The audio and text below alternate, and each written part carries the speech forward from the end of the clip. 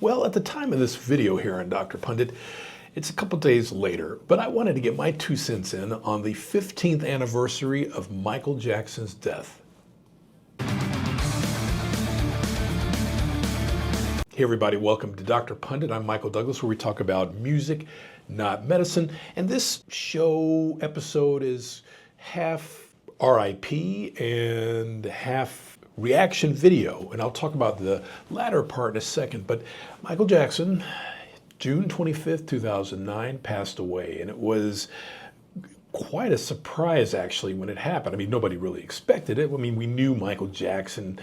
You know, he was getting ready to talk about going back on tour after his acquittal, in the trial of the century, I guess, up to that point, regarding charges of child molestation and all those other things. And he had made a couple of appearances saying, "I'm back," but, you know, he wasn't the strongest or healthiest looking of people. But I, for one, was surprised when word came out that he died. And of course, the circumstances surrounding his death, the propofol-induced death by a cardiologist who had a history of sanctions in other states and this and that, it just, all coalesced. And after processing his death in 2009, it really didn't seem as much of a shock, I suppose. And actually, interesting fun fact, who else died on that same day? Farrah Fawcett, June 25th, 2009. No one ever talks about her that much anymore. Kind of weird.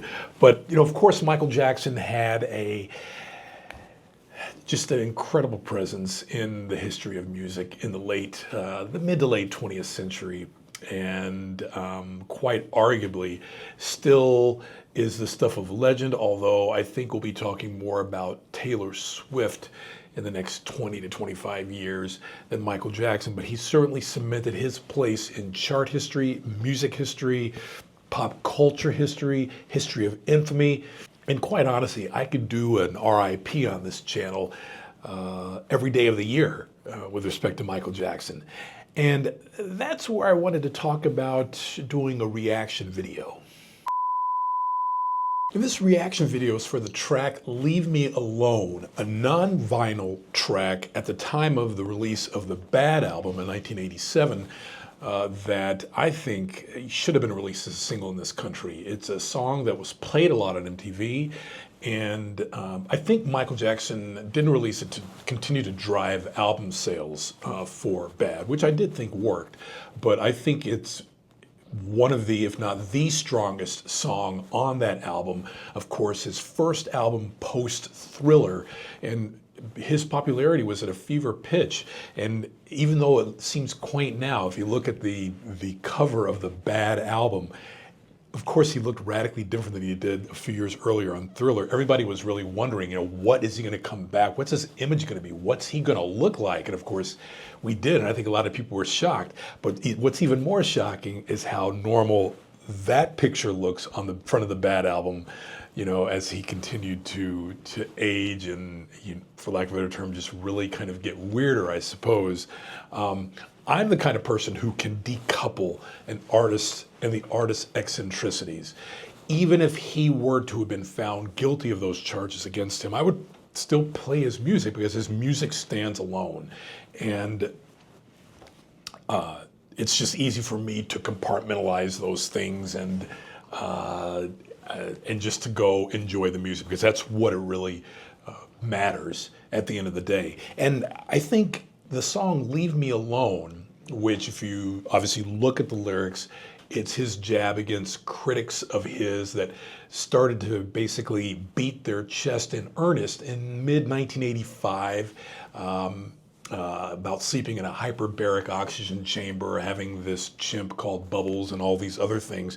And I remember at the very outset of that, people thought that those things were engineered by Jackson himself to continue to make him relevant until he released Bad and subsequent later releases. And part of me still wants to kind of believe that, but of course it didn't help matters going into the 90s when more serious charges of child predation were going on and those things. But let's just take the clock back to a more innocent time and this video that I'll react to, Leave Me Alone, Michael Jackson, released internationally but not domestically in this country, and hit #1 in numerous countries in Europe that year.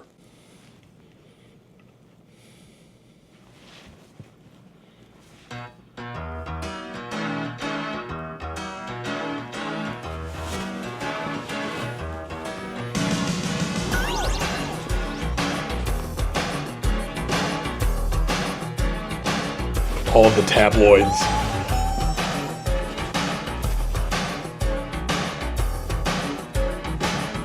More tabloids.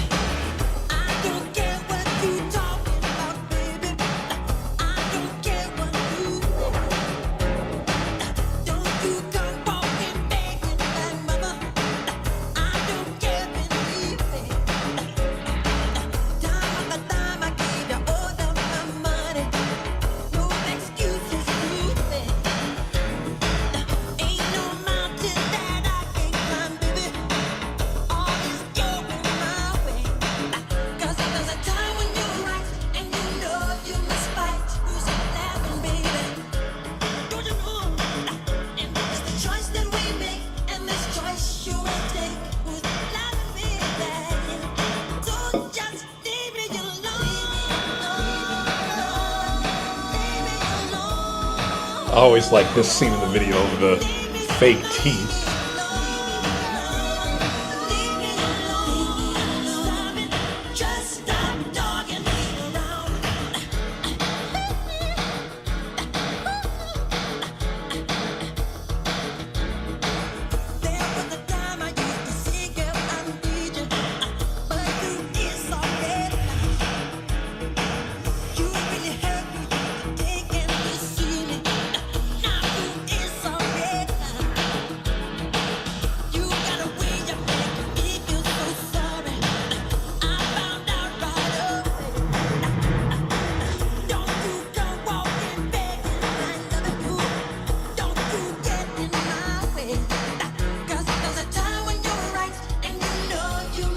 Of course, Liz Taylor spent a lot of time with Michael.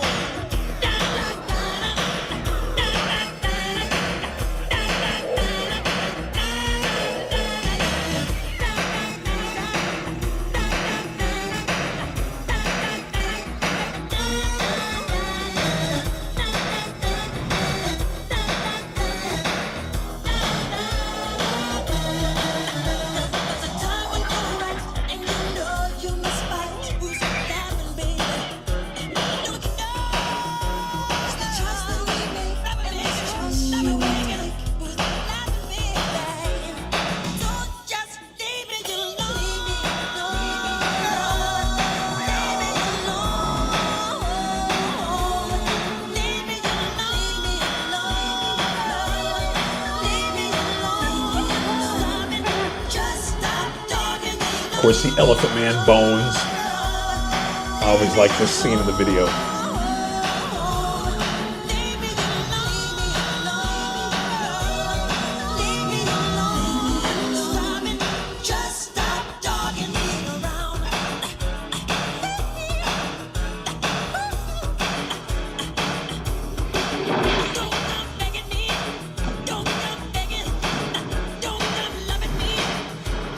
Of course, here he comes rising up through all the muck and mire of all these kind of scandals around him.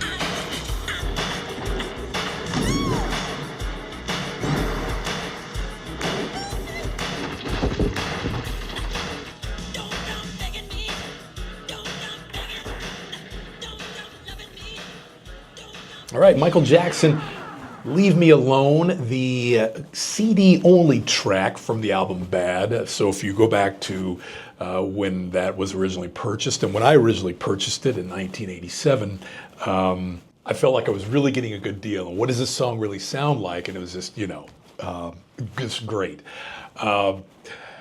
Again, Leave Me Alone, kind of my quasi-tribute to Michael Jackson on this, the 15th anniversary of his death in 2009. And, his music today sounds as fresh today as it did back in the 80s when you talk about his 80s output. And though Bad is not anywhere, I think, near the enduring influence of, say, Thriller, it is an extremely strong album, and I think music historians have echoed that in recent years, and I think we'll continue to do so. I think it's a great video, and it's very entertaining every time I see it.